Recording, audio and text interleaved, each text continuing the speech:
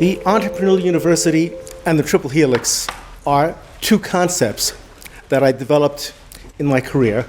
And I'd like to take the opportunity today of going back to the origins of how I found them.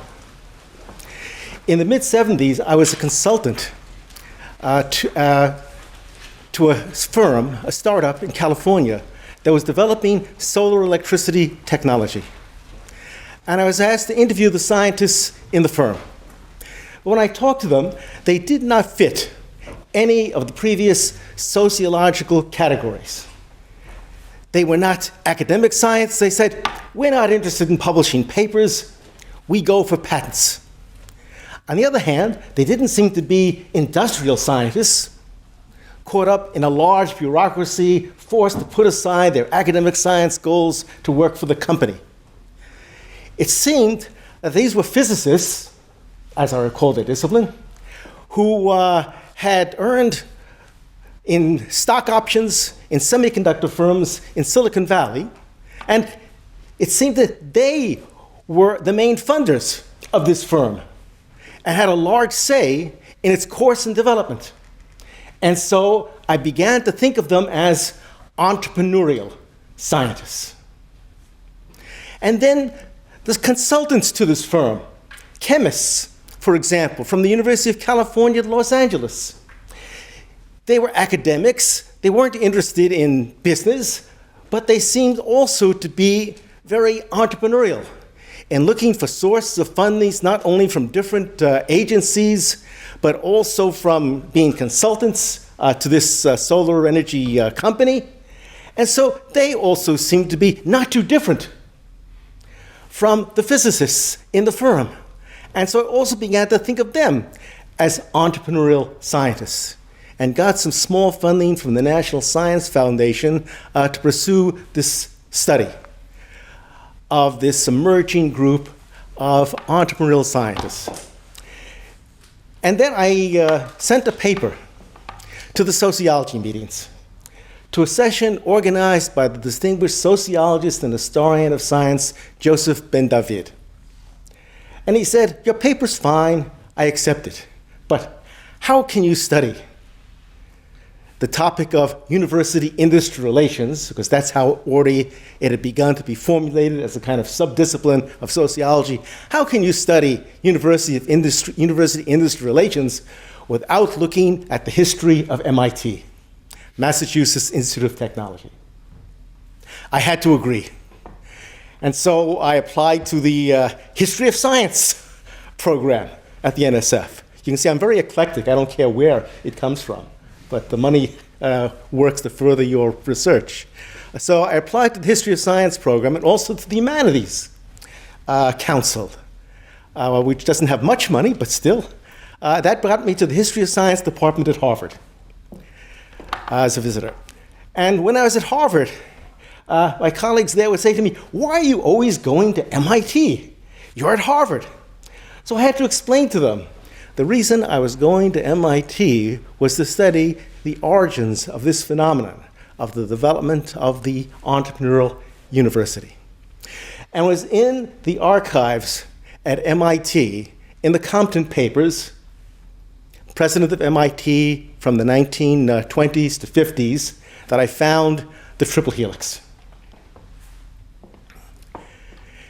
In letters and communications between Compton and the governors of New England, it seems that in the 1920s, the governors had called together an association to address the depression that New England had been suffering since the turn of the 19th to the 20th century, the loss of their major industries in metalworking and leatherworking to other parts of the country closer to raw materials. And New England was characterized by a very special feature, a high concentration of universities and academic institutions. And so, in calling together the leadership of the region, the governors could not but invite the academic leadership. And so, instead of the usual public-private partnership, business and government, they created a triple helix, university, industry, and government. And by adding that third element, the university, they introduced an element of novelty into the public-private partnership, which gave it this element of creativity, open to new ideas and developments. And it was in this context that President Compton presented his ideas for the use of knowledge coming from universities to translate that knowledge into the development of new industries and new firms. In the 1930s, Compton had been the scientific advisor to President Roosevelt as part of a committee to advise the government on science. The report from this committee never appeared.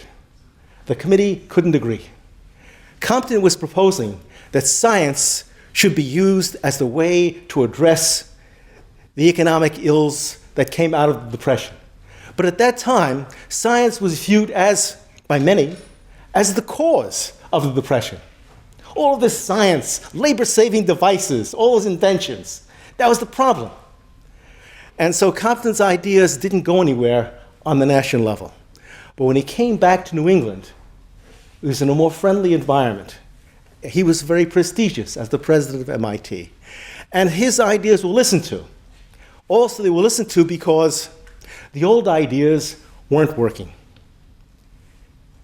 Invite branch plants from major industries in other parts of the country. Detroit wasn't going to build an automobile factory in Boston. Revive the SMEs.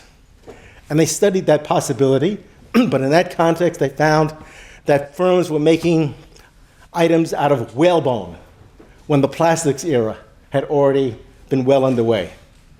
And so they gave up that idea. So in that context, Compton suggested starting high-tech firms. He could point to examples of that had already been happening from the late 19th and early 20th century. Scientific instrument firms coming out of Harvard and MIT. The Raytheon Corporation, now a major defense contractor, but in the 1920s, it was a firm in the emerging radio industry. So these examples that could be pointed to. But then the question was how to systematize this development. Most professors didn't have the capabilities to start a firm. They knew nothing about business. A very few did, and these were the ones who were the serial entrepreneurs that we're still familiar with today. That at universities that don't take a great effort to put in the support structure still have entrepreneurship in that context. And that's my current study of Stanford, which is known for its serial entrepreneurs.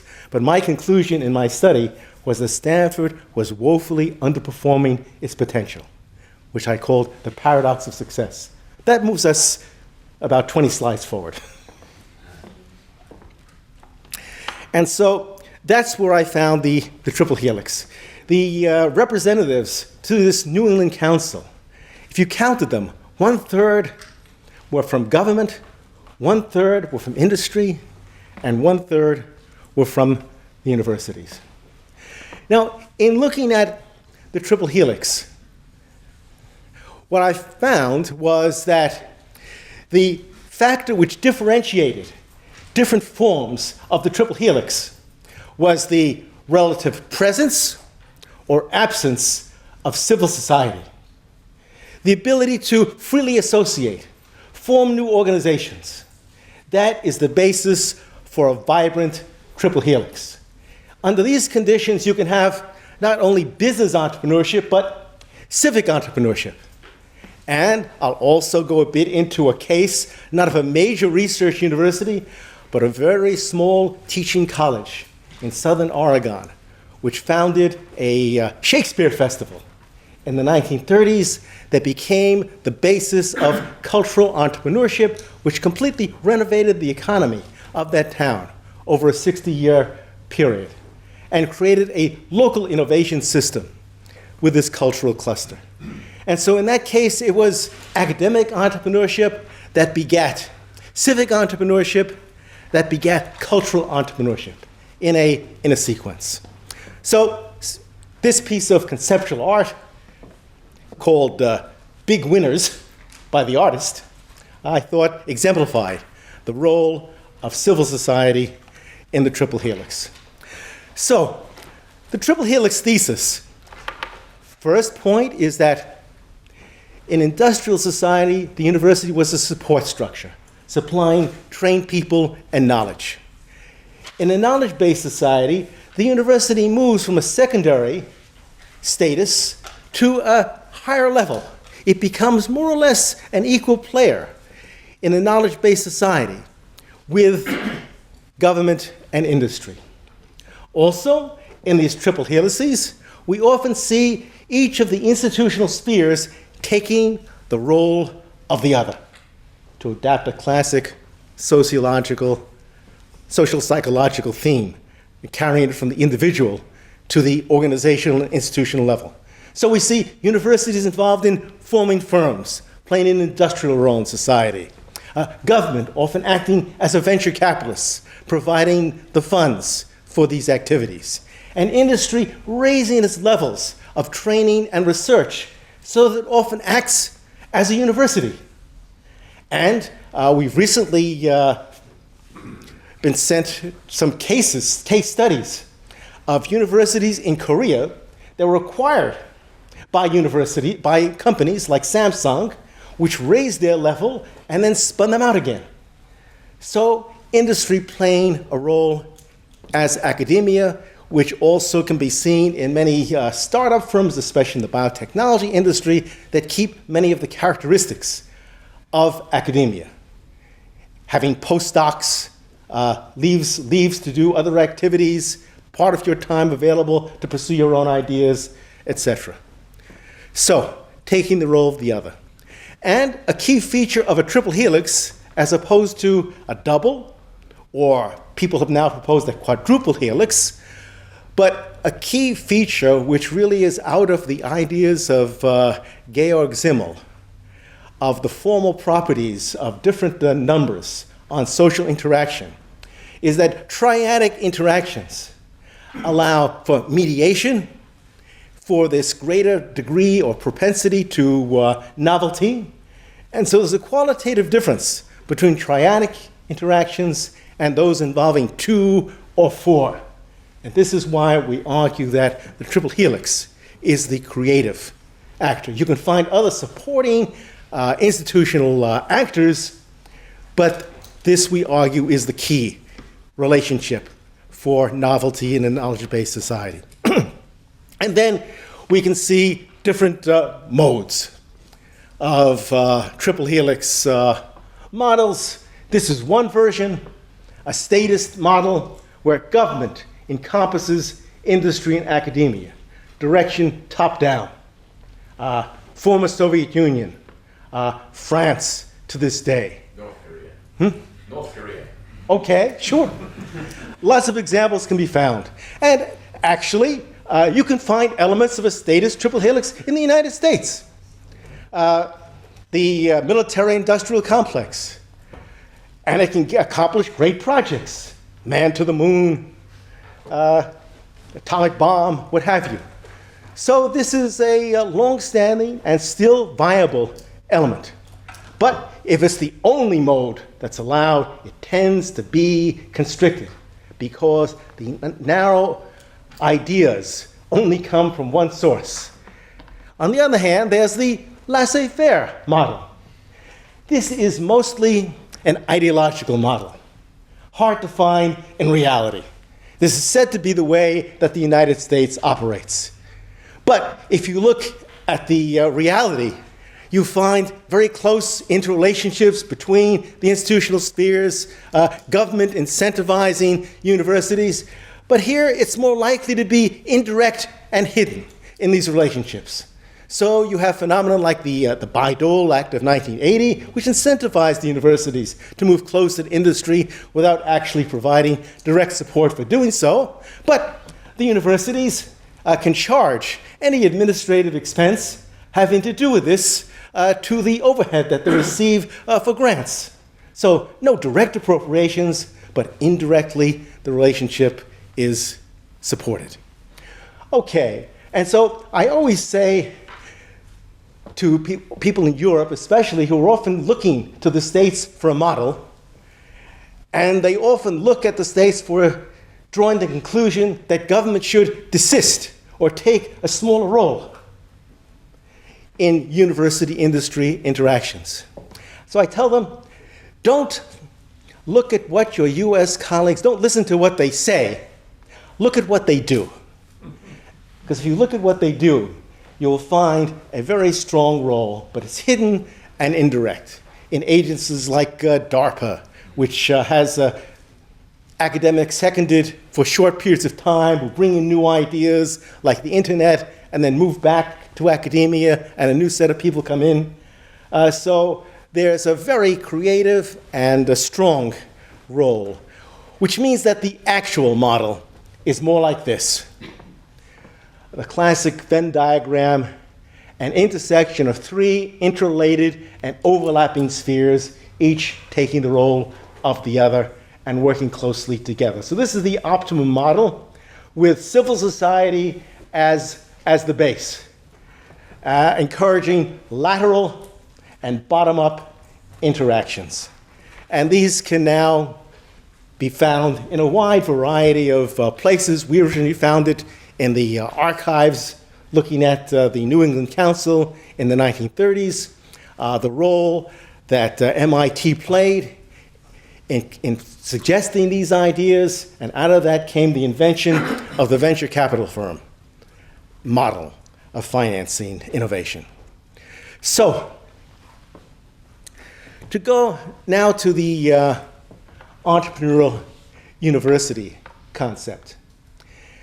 The first major renovation of the university from its original medieval heritage of recuperating knowledge from ancient Greece and Rome, which even in that conservative mission involved inventing new knowledge because you had to analyze philologically the old texts. And it's inevitable when you analyze a text from your own contemporary period, you're going to come up with new ideas to interpret it. And so the university, as a producer of new knowledge, is even inherent in this original conservative mission. But the first academic revolution identified by Jensen Reisman was the one in the late 19th century in which universities took on an explicit research mission. Key element of that was here at the University of Gießen, the invention of the teaching laboratory. Students supervised by professors and assistants, training conducted on a large scale, but in that training process, new knowledge was created when students were given new substances to analyze as well as old ones, coming up with new inventions, and from then on, translating some of those into firms at that time. Justice Liebig involved in several of those ventures. But anyway, this began the second academic revolution, which is the translation of research into use, the development of the Entrepreneurial University, in which this becomes an explicit mission of the university, to create new firms and networks among the university, industry, and government to become really a mode of economic development.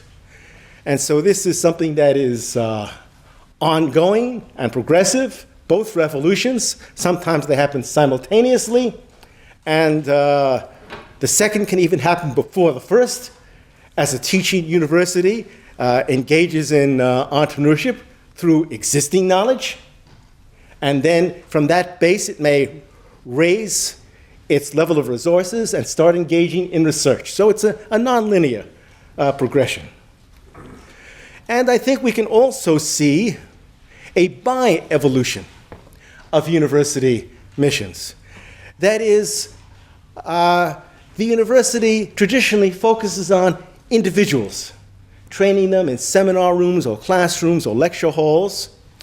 But now I think we can see in this new mission that the university is not only training individuals, it is also training organizations. In its incubator facilities and experiential education courses. And this became clear to me when I was invited to a graduation ceremony at the Pontifical Catholic University of Rio de Janeiro. But it was a graduation of firms from the university's incubator. A representative of each firm came forward to say what had been accomplished in their 2 years. The rector made a speech about realizing dreams. So it was obvious what the university was doing was training a group of people to work together as an organization. And that has now become the role. So the incubator is part of the original teaching mission of the university, as well as this new economic development role. And now we can see the development of many types of courses in which this type of organizational training is embedded in the regular educational process. I've been studying one of these courses, Mechanical Engineering 310 at Stanford, where companies provide problems that they want solved, and they pay an amount of money, which the students get as resources. They also get a consultant from the company. There's a dedicated classroom, or room, not classroom, room, projects for their projects to be built, that's available to the students 24/7. And so at the same time as we're seeing the new digital university come about, we're also seeing an expansion of the physical university. Because instead of the students needing the classroom for 90 minutes 3 times a week, they need it on a continual basis. And a spin-off at Stanford, Radicand, which is a collective of PhDs who are graduated from ME 310. They have space in a former industrial building, and one of their objectives is to provide space for larger projects from the university. Then it can be handled in the normal space that's available to the ME 310 course. Okay, so a bi-evolution of the university. We see this in research, the movement from the traditional dyadic relationship of professor and student in the humanities to the research group, the organization of professors, postdoctoral students, technicians, with lateral relationships and bottom-up interactions, as well as the hierarchical relationship. So, and then we also see this in the new economic development mission of the university. When universities first get involved, it's often because a particular discovery that was made into a patent or not. But over time, they begin to play a broader role, getting involved with the other organizations in their region concerned with the future development of the region. And so they play a part in the development of strategy, becoming part of what I call a consensus space. Another aspect of the triple helix model: knowledge space, innovation space, consensus space, but we'll get to that in a little bit. So the bi-evolution of university missions, and so then we have this model of the Entrepreneurial University, which you can see arising. Some look at it as coming about by pressures from the outside society on the university to transform itself, to pay more attention to industry. There are those external impetuses, but there are also internal impetuses. And so, for example, the research group may be seen as a quasi-firm, having many of the characteristics of the business firm except for the profit motive. The head of the group has to find the funds from different agencies or donors, manage the personnel, is typically sitting, once the group gets to be 5 or 7, they're mostly in the office off to the side, dealing with all of these administrative and other requirements. And then, if they come involved in forming a firm, the professor would say to me in interviews, it seems that in organizing the firm, I'm recruiting students, former students, to work in it. I'm seeking funds from venture capitalists instead of from research agencies. But it doesn't feel to me that what I'm doing is that different from what I was doing in the university. And some would even say that what I was really doing in the university was running a small business. And, in fact, they are. And so that is why there's not such a great gap between entrepreneurship within the university and entrepreneurship without the university. It more or less can be seen as a seamless web, except in places where the ideological tradition is strongly against it. And administrative regulations make it difficult. But in terms of the underlying organizational structure, the homologies are stronger than the differences. Okay, so external impetuses, we've already said a bit about. The development can be nonlinear. It can come on a teaching university base as well as a research university base, so there's no necessary order to it taking place. Also, it can be seen as a combinatorial development. In the States, there are strong strictures in the tax code to keep business elements in the university to a minimum for concern that you'll lose your tax-free status. So whereas in the early post-war, MIT encouraged faculty to start their firms in the university laboratories, today the head of technology transfer at MIT will tell you that we have a Chinese wall between the university and industry. And faculty are told once they want to start their firm to take it off campus right away.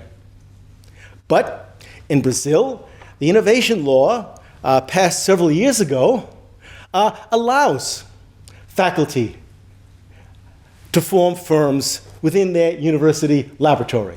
So if you visit the Pontifical Catholic University of Rio Grande do Sul in the Science Park, you'll find a research group in biotechnology that's training PhD students, but also in a corner of the lab is a bioreactor, and part of the day they're also working on a product that's air freighted to San Diego, which is where their market lies.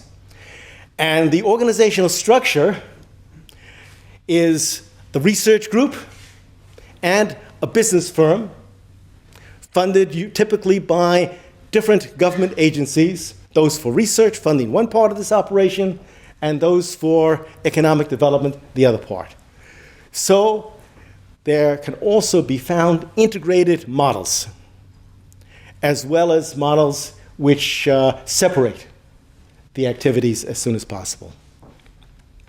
So the classic cases that I've studied, their development, MIT, which started in the mid-19th century, explicitly for the purpose of infusing new technology into existing industry in the one industrial area of the United States at that time, Boston, but was mainly a small engineering teaching college for decades, until they began to do research by hiring in consulting engineers, independent engineers who develop products on contract for companies. But when these consulting engineers became professors, they continued on their consulting work. The traditional professors said to them, now you're in the university, you should stop this consulting. But the new professors said, our consulting gives us insight into real-world problems that we take back into our classes, and this makes us better teachers. So they argued on the same grounds as the teachers, saying this is something that helps their teaching. So this became an issue. And since it happened in a university, what happens, we form a committee. And the committee deliberated. It had the opponents and the proponents of this. They deliberated for decades, and they eventually came back with a report saying consulting should not be allowed. But by the time they handed in the report, the students of the early consulting professors were now running the university. And they said, this is not how I was trained to be a professor. And they rejected the report. This was Vannevar Bush, who was then the dean of engineering. And so what resulted was a compromise and the invention of the 1/5 rule, which is now commonplace everywhere in the United States. No one knows where it came from. It came out of the resolution of this controversy at MIT, in which the resolution was that consulting was fine, but it should be done in a limited way, 1 day a week. Now, 1 day a week, of course, could never be explicitly defined. You'll find in the archives of Stanford, for example, letters to the president saying, what about weekends? What about holidays? But what it means is it shouldn't get in the way of your other duties, but this is one of your academic duties, to be out there in the world doing something else, and that's considered to be part of your academic job. Okay, so I've looked at a whole series of events like this that transformed education at MIT and were then diffused to other universities. And I looked at some of these same phenomena at Stanford. But I'll fast forward to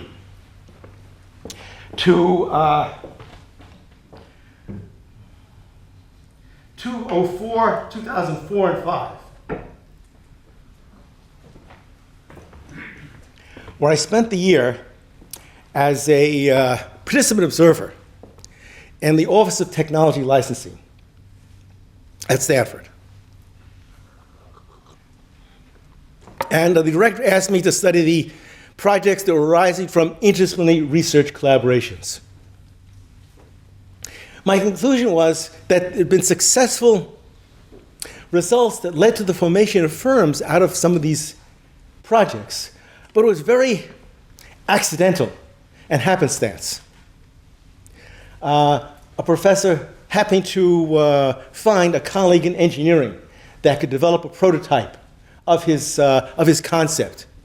And more likely, nothing happened from these ideas.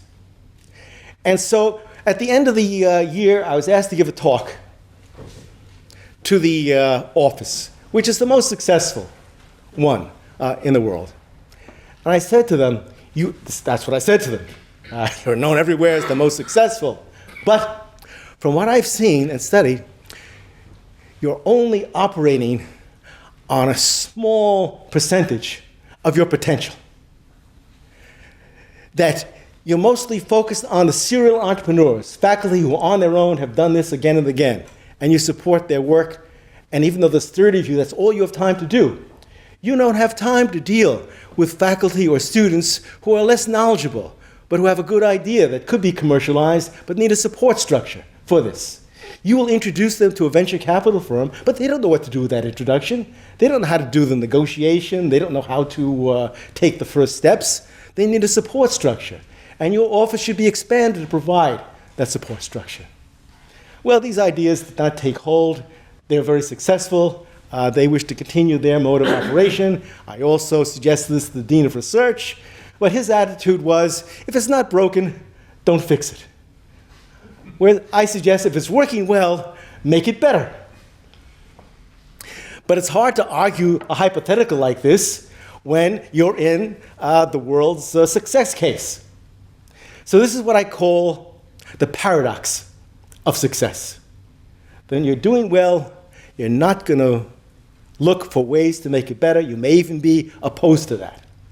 But in 2010, when I came back to Stanford from Newcastle, a student group organized a project called StartX from the student government, which at Stanford has an independent base as a legal entity and has run businesses from the founding of the university.